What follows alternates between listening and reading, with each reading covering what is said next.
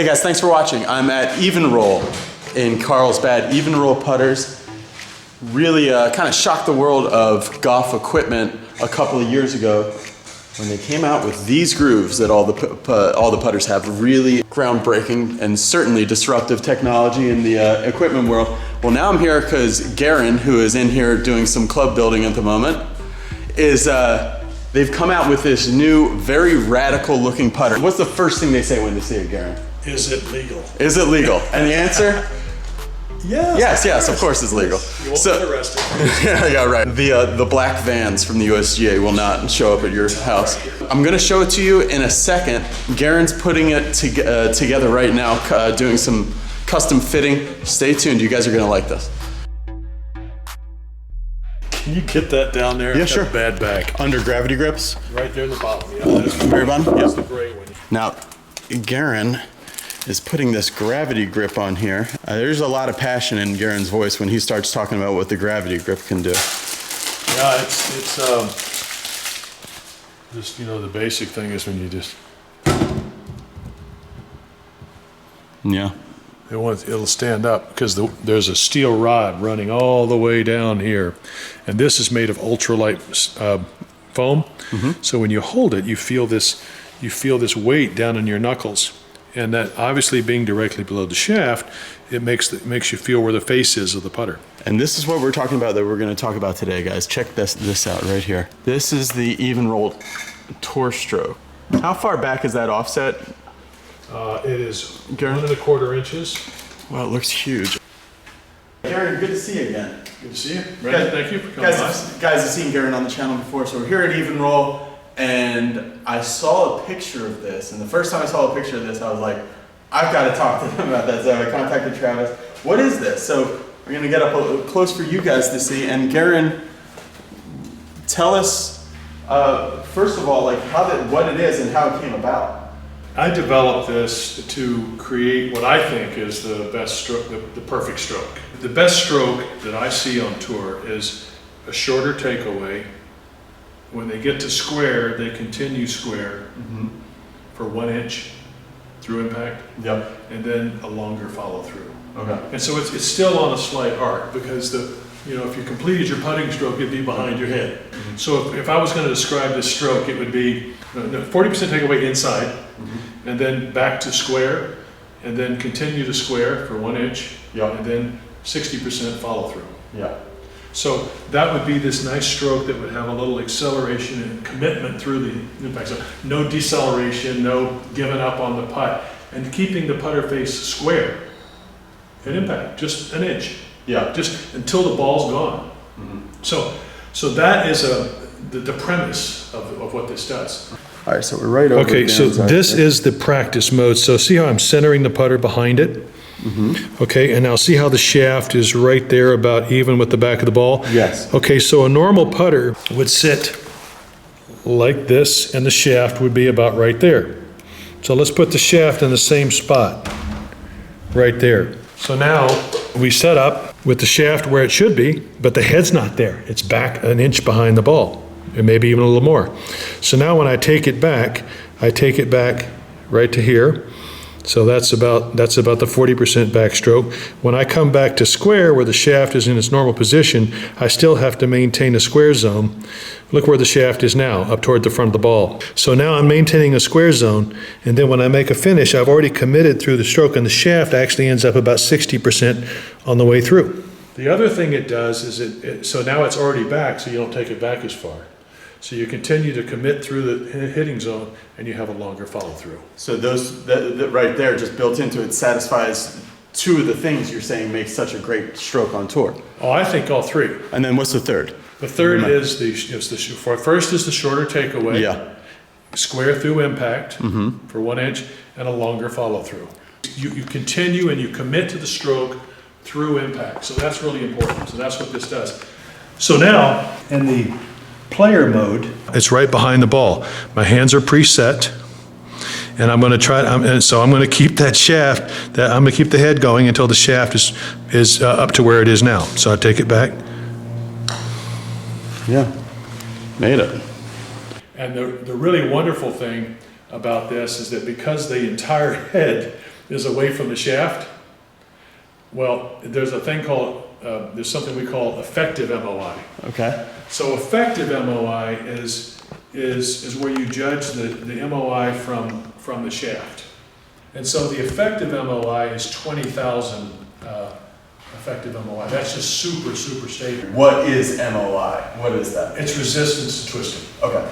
Yep. Okay, so here is an MOI machine. It's kind of a triangular shaped base. It's got a little disc on it. Normally you put the putter head itself on the disc with the center of mass. In this case, we're trying to judge what the MOI is from the shaft, which we call effective MOI. And so there's a setup where you put this rod up here and you mount the shaft like it was a golfer, and then you have it rotate back and forth. And so that's actually leaning away from you. That has all that offset that you just saw in the tour stroke. So when this rocks back and forth, it comes up with a number down here. And let's go down here and let's blow that up. There's the MOI right there. Can you see that? Wow. So that's the effective MOI. That's over the effective 20,000. yeah, over just 20,000 really. Yeah. It's a triangular shaped base with a disc on top, and that disc rocks back and forth. And as it rocks back and forth, it measures resistance to twisting every time it changes direction. So when you put the column in the middle where you can hold the putter out to where it would simulate the shaft itself, like what a golfer feels, then this determines the MOI from the effective MOI that the golfer feels. If you look at MOI, effective, the word effective, let's say we talk about effective loft. Effective loft, it would be if I had a big forward press, You've taken it all off. then I've taken the loft down, so I'd have to add more loft for the launch angle. And So there might be 4 degrees of actual loft, but your effective loft because of what you're doing. Could be 1 degree, because I've pressed through, I moved my hands forward and de-lofted the face 3 degrees. So that's 3 degrees taken off of that leaves only 1 degree of effective loft, right? Yeah. And so, always be cautious when you forward press. Your putter needs to have the appropriate loft to allow you not to be driving the ball down into the ground. That's just a little side note. Right. But in this case, we're trying to determine that resistance to twisting. So when you take this whole head and you move it all the way back over here, 1.25 inches away from the shaft, now I'm swinging, I'm turning here, but all this weight's out here away from the shaft. So that's a resistance to twisting that's magnified. It's exponentially greater. So that's why this head all of a sudden goes from, say, 1,500 MOI right up to 20,000 MOI, effective MOI, what the golfer feels. So when you hold it, it just doesn't move in your hands. Why is it advantageous in putting to have your hands ahead of where the ball's being struck? Well, 2 things. We've all heard about forward press. Yeah. Well, that means you got to lean the shaft and you have to add loft on the face. Well, in this case, my hands are up in that position. The reason your hands are nice to be in that position is because it presets the wrist. And it makes you putt more with your shoulders as one piece, which is a very strong principle in terms of stability and accuracy and maintaining your path. And so, like, the enemy is the release, obviously. Yeah. That's where you turn it over and you pull it, and then you worry about pulling, pushing. So part of that is that you do forward press. Now in this case, also because my hands are here, where do they go? They go up. So we can have 1 degree of loft on here, and so when you go to hit the ball, you're rising.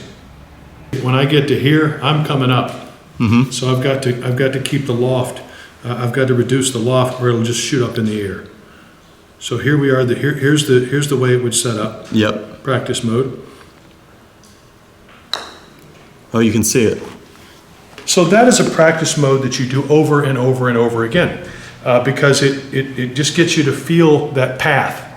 And the reason that you can feel the path is because the head is not connected to the ball. So that they're not separating from each other. They're not even connected to start with.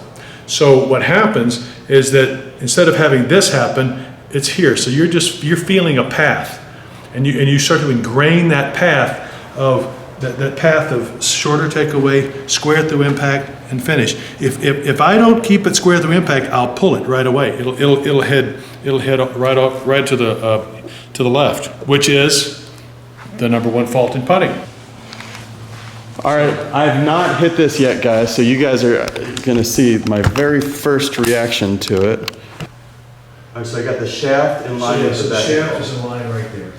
Okay. First putt ever with this. Wow, that is a feeling, I'll tell you what. Do it again.